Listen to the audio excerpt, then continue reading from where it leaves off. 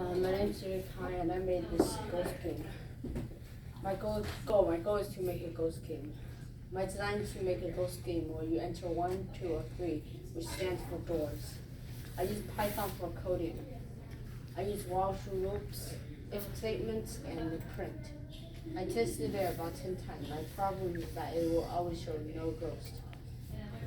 If I had more time, I would make more doors and make a graphic user interface demo.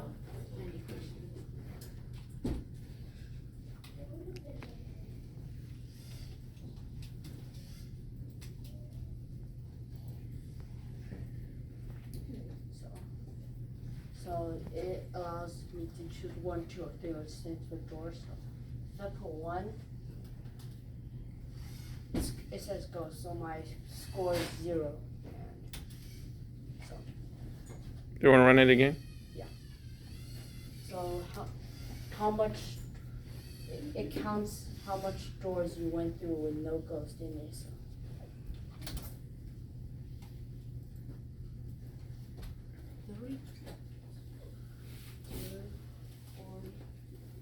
Oh, this is my score is 2 because I went through 2 doors with no ghosts.